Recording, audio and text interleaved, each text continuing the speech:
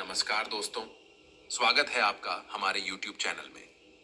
दोस्तों, आज हम आपको बताएंगे कि मासिक धर्म के दौरान स्त्रियों को कौन से कार्य नहीं करने चाहिए। एक समय की बात है, देवी पार्वती कैलाश में शिव जी के साथ विराजमान होती है।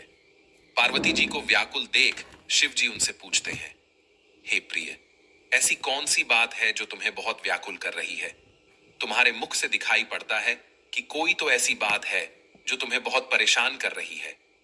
तभी देवी पार्वती बोली, हे नाथ, आप सही कहते हैं, मैं बहुत व्याकुल हूं। मेरे मन में दो प्रश्न उठे हैं जिसका जवाब मुझे नहीं पता। यदि आप मेरी दुविधा को दूर करें तो मुझे अपने प्रश्नों के उत्तर मिल जाएंगे। पार्वती की बात सुन शिव जी बोले, हे पार्वती, तुम अपने प्रश्न निसंकोच हो के पूछो, मैं तुम्हें तुम्हारे प्रश्नों के उत्तर अवश्य दूंगा। तभी पार्वती जी बोली, हे प्रभु, मेरा पहला प्रश्न ये है कि एक रजस्वला स्त्री को कौन से कार्य नहीं करने चाहिए। मेरा दूसरा प्रश्न ये है कि मासिक धर्म के दौरान स्त्रियों को इतनी पीड़ा क्यों सहनी पड़ती है। तब भगवान भोलेनाथ बोलते हैं, हे पार्वती, तुम्हारे प्रश्नों के उत्तर मैं एक कथा के माध्यम से दूंगा। तुम मेरी बातों को ध्यानपूर्वक सुनो। पूर्व काल की बात है, एक गांव में एक देव शर्मा नाम का एक ब्राह्मण निवास करता था। वह देवी देवताओं से आराधना पूजा पाठ करता था। उसकी पत्नी भी एक पतिव्रता स्त्री थी। एक दिन उस ब्राह्मण ने अपने घर पे सत्यनारायण भगवान की पूजा रखी थी। उसने गांव के सभी ब्राह्मणों को भोजन का आमंत्रण दिया था। पूजा होने के बाद उसने सभी ब्राह्मणों को भोजन करवाया और सभी ब्राह्मणों का आशीर्वाद प्राप्त किया। ब्राह्मणों को भोजन करवाने के बाद उसने अपने सभी गांव वालों को और अपने रिश्तेदारों को भोजन करवाया। थोड़ी देर बाद जब वह अपने घर के बाहर निकला तो उसे द्वार पर एक कुत्तिया और एक बैल दिखाई दिया। वह दोनों आपस में बातें कर रहे थे। ब्राह्मण बहुत हैरान हुआ क्योंकि कुत्तियां उसकी मां थी और वह बैल उसके पिता। वह ब्राह्मण सोचता है कि मेरे माता पिता के ऐसे कौन से पाप किए हैं जिस कारण उन्हें जानवरों की योनि में जन्म लेना पड़ा। यही बात सोचते सोचते ब्राह्मण को सारी रात नींद नहीं आती है। अगली सुबह ब्राह्मण एक अर्षि के पास जाता है। उन अर्षि का नाम मुनि वशिष्ठ होता है। ब्राह्मण ऋषि वशिष्ठ के पास जाके उस कुत्तिया और बैल यानी कि अपने माता पिता के बारे में सारी बात बता देता है। ब्राह्मण बोलता है, हे अर्षि मुनि, कल मैंने अपने माता पिता को उस रूप में बातें करते सुना। कुत्तिया बैल से बोलती है स्वामी, आज हमारे पुत्र के घर भगवान विष्णु की कथा हुई थी और भोजन का भी प्रबंध किया गया था। हे स्वामी, वहां एक दूध का पतीला रखा हुआ था जिस शुद्ध दूध से खीर बनने वाली थी, परंतु उस दूध को एक सर्प ने झूठा कर दिया था जिस कारण सारा दूध जहरीला हो गया था। यह सब देख के मुझे तो बहुत चिंता हो रही थी, तो मैंने उस दूध को पी लिया था। जब हमारी बहू ने मुझे देखा तो वह लाठी लेके मुझे पीटने लगी।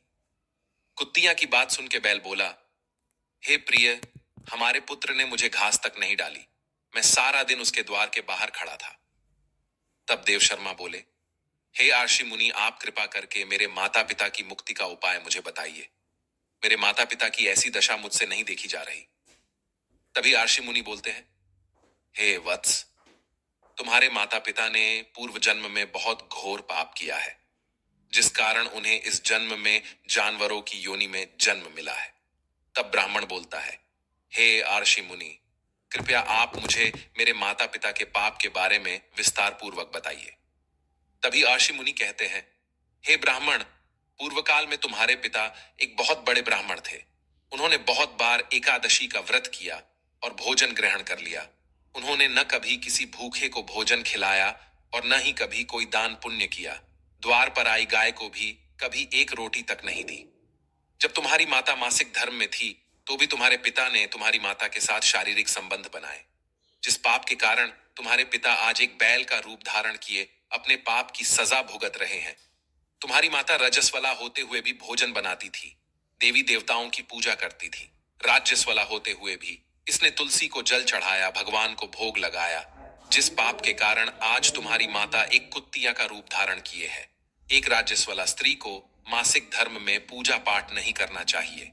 दिन दिनों के लिए स्त्री अपवित्र हो जाती है जिस कारण उसे कोई भी कार्य नहीं करना चाहिए। राज्यस्वला स्त्री को मासिक धर्म के शरीर का संबंध नहीं बनाने चाहिए और न ही किसी पेड़ फूल को छूना चाहिए।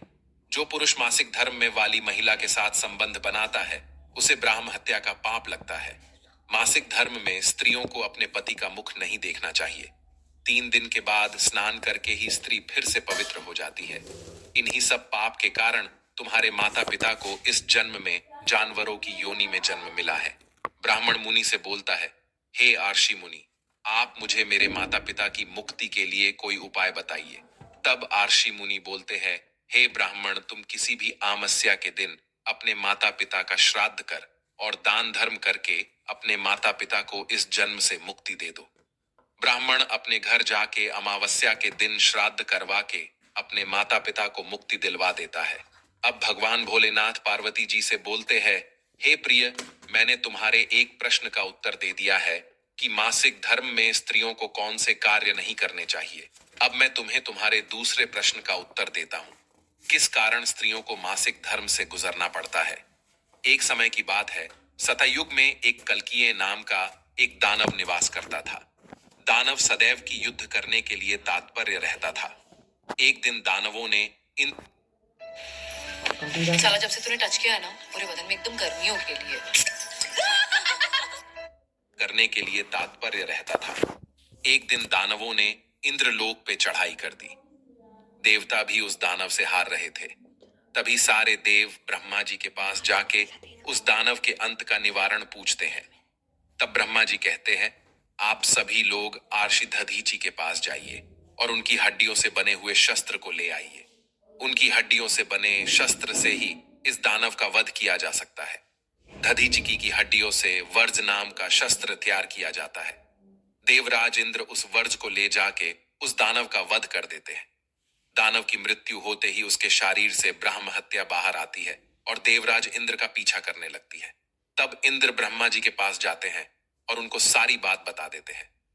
तब ब्रह्मा जी ब्रह्म हत्या को देवराज इंद्र के शरीर से बाहर आने का आदेश देते हैं। तब ब्रह्म हत्या बोलती है, हे ब्रह्म पिता, इतने समय से मैं उस दानव के शरीर में निवास कर रही थी, परंतु इंद्र ने उस दानव की हत्या कर दी, तो मैं अब इंद्र जी के शरीर में प्रवेश कर चुकी थी। अब आप ही मुझे कोई उचित स्थान दीजिए। तब ब्रह्मदेव उस ब्रह्म हत्या के 4 भाग कर देते हैं और बोलते हैं, मैंने तुम्हारे 4 भाग किए हैं। इस संसार में यदि कोई व्यक्ति अग्नि की आहुति न दे तो तुम उसके शरीर में प्रवेश कर लेना।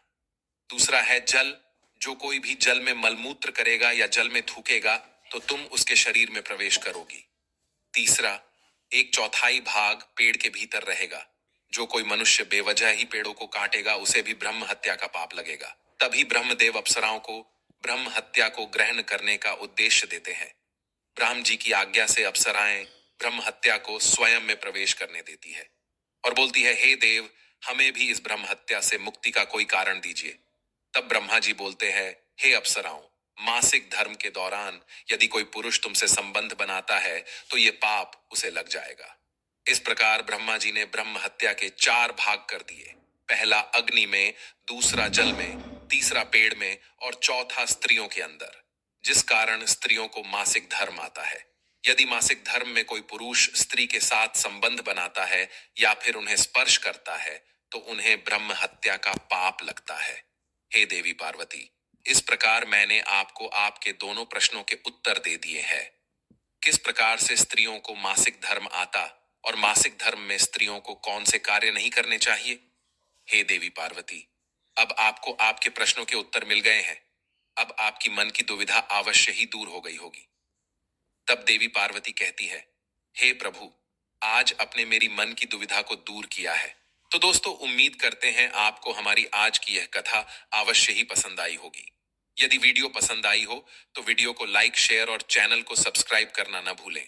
आज के लिए इतना ही, मिलते हैं अगली वीडियो में एक नई कहानी के साथ। तब तक के लिए धन्यवाद।